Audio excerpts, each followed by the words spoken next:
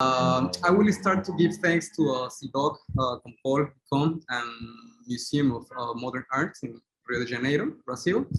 And okay, I will try to start with a context that I think that for me is like really relevant. You know, like a context like that happens in the 2020. So maybe we can start through that the conversation, ¿no? En el marco de las jornadas anticoloniales del 12 de octubre y las movilizaciones antirracistas que se articularon en el 2020 como respuesta a los casos de abuso policial y genocidio civil de la población racializada en los Estados Unidos, en Colombia, en Nigeria, en Sudáfrica, en México, se activaron múltiples lenguajes, conversaciones sobre descolonización cultural y sobre todo sobre la responsabilidad de incorporar ciertas perspectivas antirracistas en los ecosistemas culturales como parte de una política en los espacios institucionales. Manifestaciones que iban, digamos, en contra del abuso policial, en contra del racismo sistémico o de los legados de supremacismo blanco, llevaron a problematizar la existencia en el espacio público de estatuas, esto en el contexto de los Estados Unidos, llegaron a problematizar la existencia en el espacio público de estatuas en honor, por ejemplo, a los confederados, ¿no? Obviamente esa narrativa se extendió a los monumentos coloniales, pasó a problematizar la existencia de los monumentos coloniales, ¿no?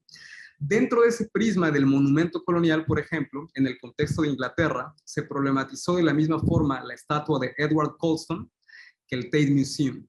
Se problematizó en el mismo contexto, por ejemplo, la estatua de Sebastián de Belalcázar, un colonialista español, que la existencia del Museo Nacional de Bogotá.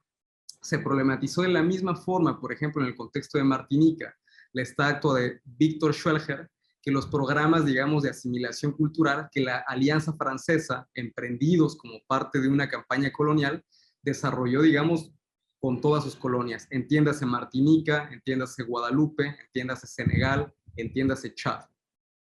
Fue interesante, digamos, que en el marco de esta gestualidad política, multipolar, a escala global, muchos museos, instituciones culturales hegemónicas, ¿no?, que pertenecen, digamos, al mainstream cultural, asumieron en la responsabilidad, en lo público, la responsabilidad política, vamos a decirlo entrecomilladamente, el compromiso ético de incorporar agendas antirracistas o decoloniales dentro de sus políticas institucionales, ¿no?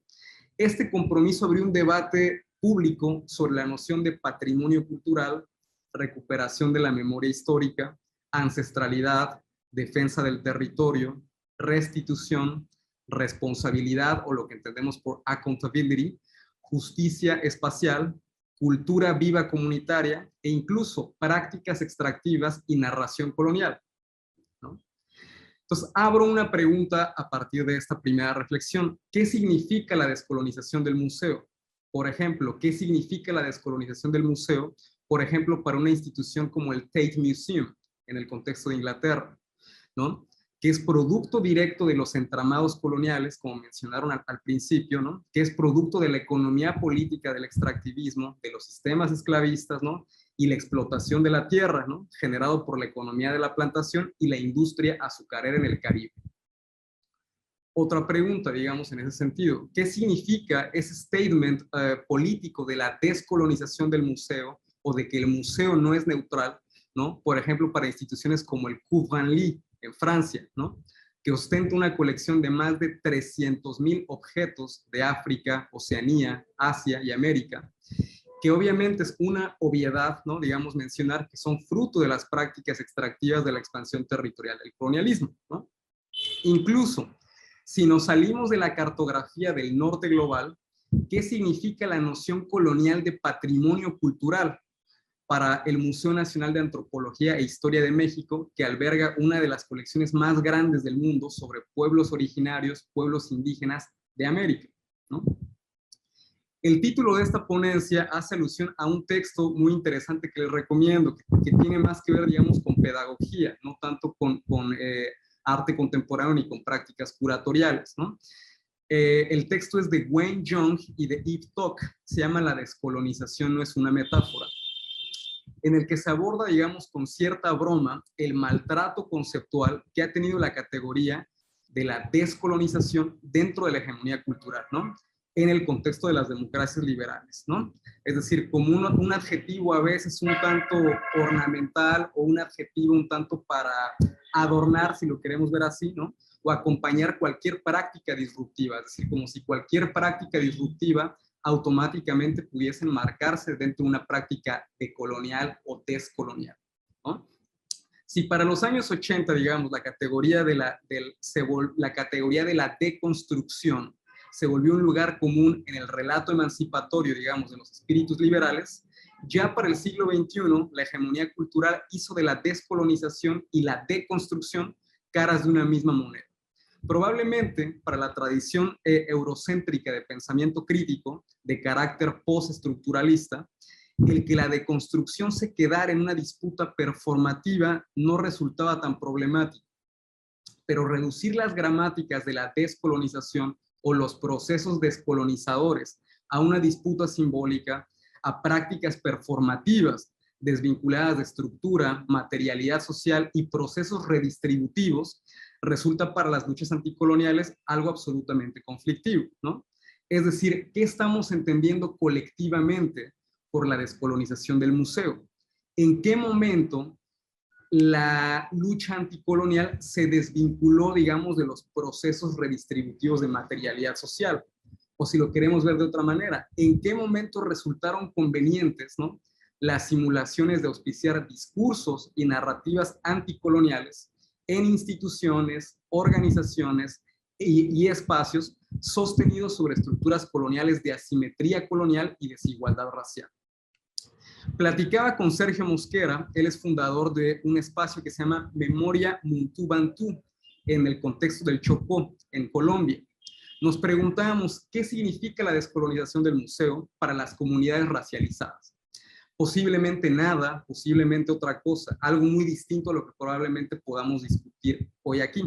En un ejercicio de imaginación política, es necesario pensar la gestión, digamos, del ecosistema cultural al margen del modelo de gestión tradicional de la política cultural.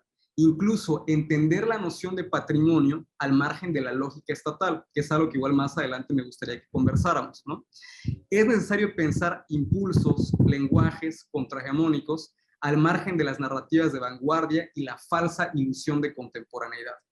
Pareciera que la descolonización del museo es un statement de vanguardia o una tendencia dentro de la museología crítica o dentro, digamos, de las prácticas curatoriales, ¿no? O una práctica incluso de rejuvenecimiento, ¿no?, de las viejas instituciones coloniales en el marco de las democracias liberales, ¿no?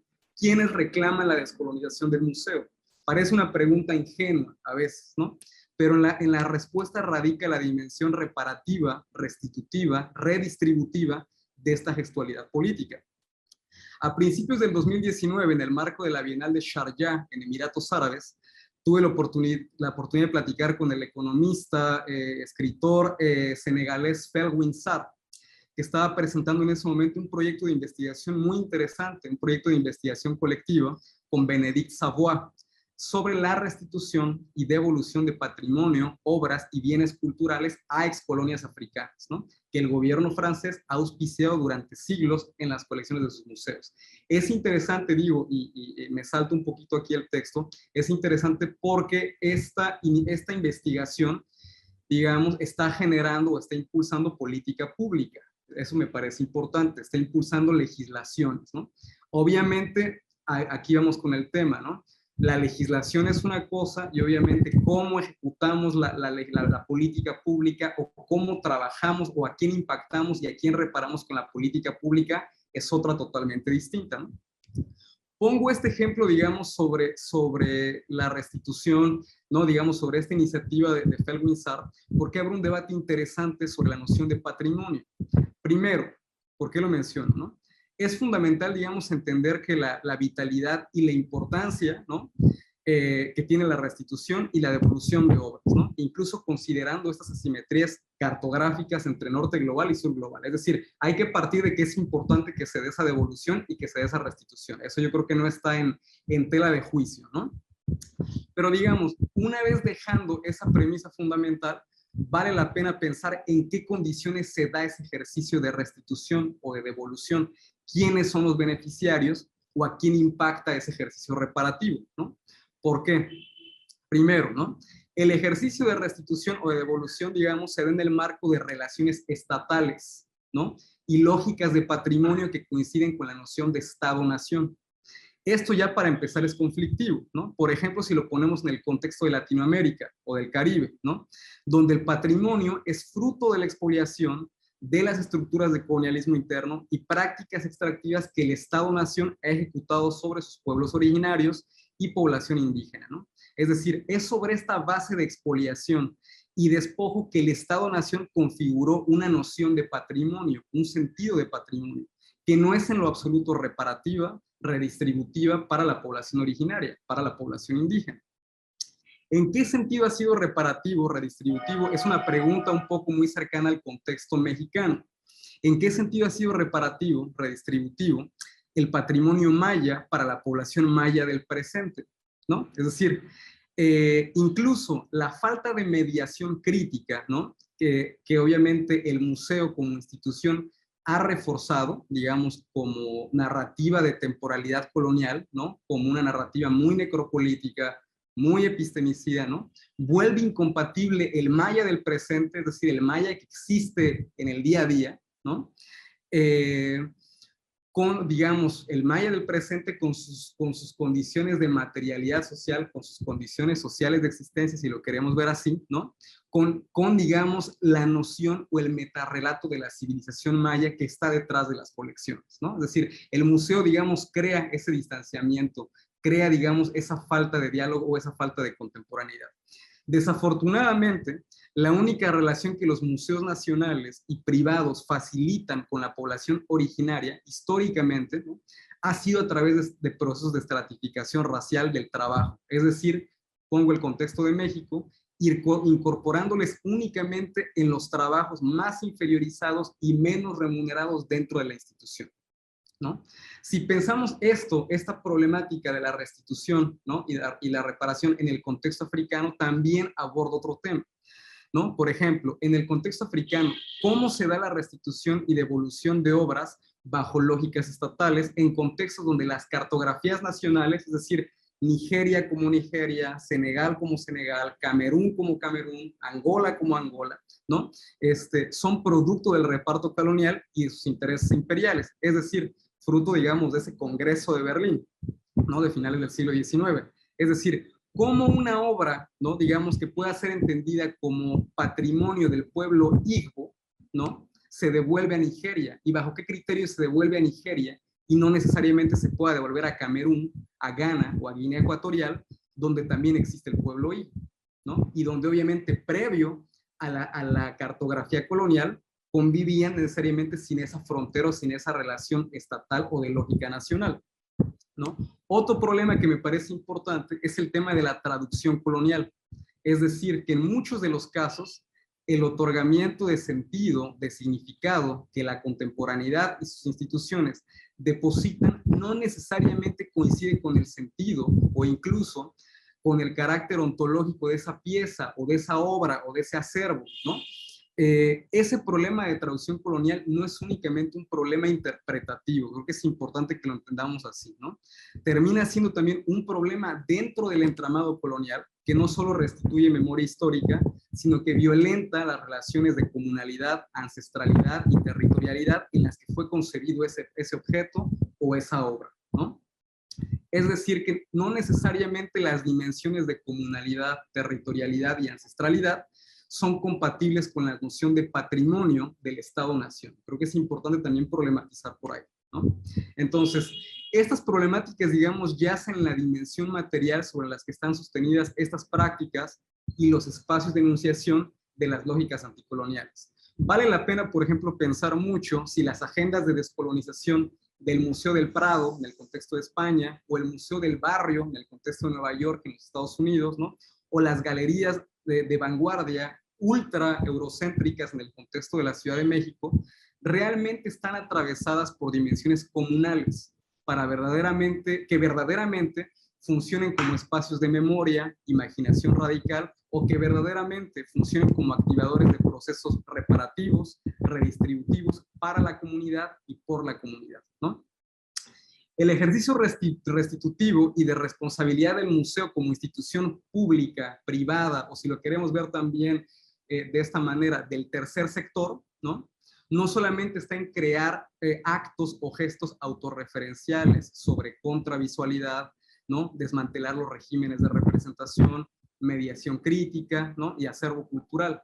También me parece que está en identificar el lugar y los tejidos, las interrelaciones que ocupa dentro del sistema, dentro del ecosistema cultural, ¿no?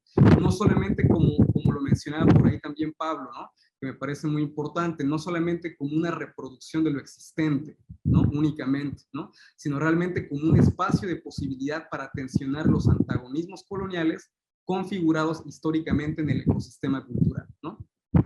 Muchas de estas iniciativas, digamos, enmarcadas bajo la descolonización del museo o los museos no son neutrales, se pensaron muchas veces como programas de inclusión, incluso como programas muy pequeños de acción afirmativa, nunca como perspectivas, agendas políticas que transversalizan la existencia, las funciones, el organigrama y el sentido del museo en la contemporaneidad, ¿no? Obviamente entendiendo la crisis de representación del museo en la contemporaneidad. Un patrón, digamos, o algo que pasa muy habitualmente actualmente es la implementación, digamos, de políticas culturales y, por tanto, iniciativas que empujan a las instituciones neoliberales a presentar programas de inclusión, ¿no? Con población racializada, ¿no? En el contexto, digamos, del norte global, como Black and Brown, ¿no? Experiences, ¿no? Programas interseccionales, ¿no? Programas aparentemente menos eurocéntricos, o las agendas queer, digamos, con programas sobre la disidencia sexual y la diversidad sexogenérica, pero que juegan únicamente en el acto performativo de descolonizar sus espacios, únicamente en ese sentido, mostrando simbólicamente diversidad de obras y personas sin llegar a profundizar realmente con quién se está hablando, con quién, a quién se está interpelando, ¿no? Obviamente vemos reforzado muchas veces en este sentido una visión miope de cómo creen que es una institución descolonizada, ¿no? Son muchos, digamos, los puntos de divergencia y referencia a analizar, creo que son muchísimos y obviamente desde el espacio de todas y de todos nosotros son amplísimos, ¿no? Pero creo que es importante, digamos, que entendamos esta problemática, digamos, ¿no? A través, obviamente, de muchos ejes, desde los organismos de financiamiento, ¿no? La gestión piramidal, obviamente, de las instituciones, como lo mencionaba Marilia, ¿no? La estructura, digamos, de la plantilla laboral, ¿no? Las formas de programación, promoción, audiencia, los canales de socialización, la narración del museo. Creo que es importante eso. Obviamente, esta reflexión abre preguntas quizá muy obvias, valga la redundancia, preguntas obvias que a veces no estamos en condiciones ni en calidad de responder, ¿no? La primera que me parece importante es cómo se interrelaciona el espacio con el ecosistema de la ciudad. Creo que eso es importante.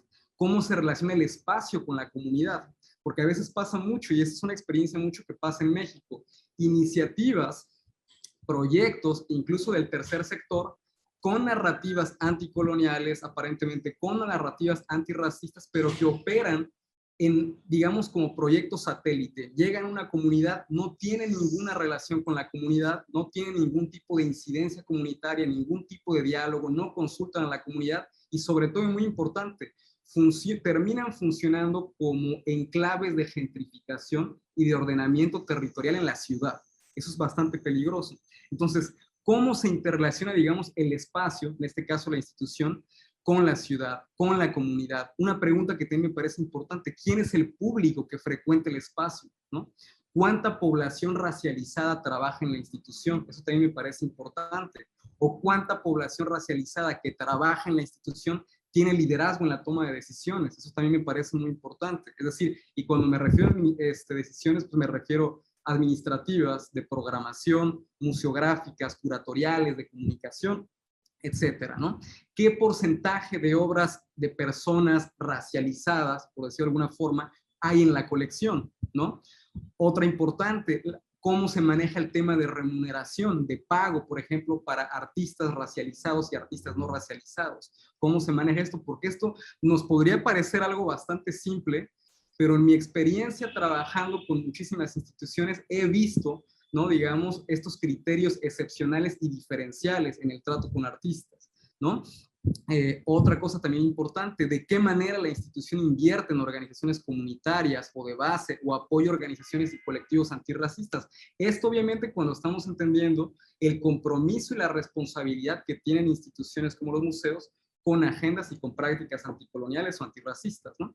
Estas preguntas estructurales son vitales dentro de la descolonización del museo, ¿no? Es decir, hay hasta cierto punto, una despolitización y una descontextualización, y como lo mencionaba también Marilia, un uso extractivo de las categorías de descolonización, ¿no?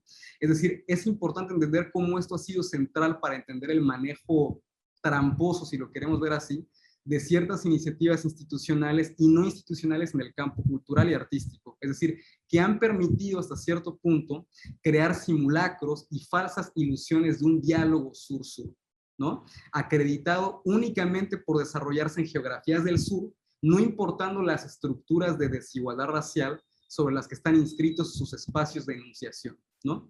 Se necesita democratizar, se necesita descolonizar y se necesita descentralizar radicalmente los espacios de producción cultural, artística y de conocimiento, romper con los mandatos coloniales y pigmentocráticos de quién produce conocimiento, dónde se produce ese conocimiento, qué se cura como conocimiento, quién recibe ese conocimiento y a través de qué canales se socializa ese conocimiento. Se trata entonces, digamos, a modo de conclusión, de crear espacios que resuenen y que dialoguen transnacionalmente, permitiendo plataformas, digamos, más colaborativas, mucho más inventivas, ¿no? Mucho más descentralizadas entre sures, entre sur y sur, ¿no?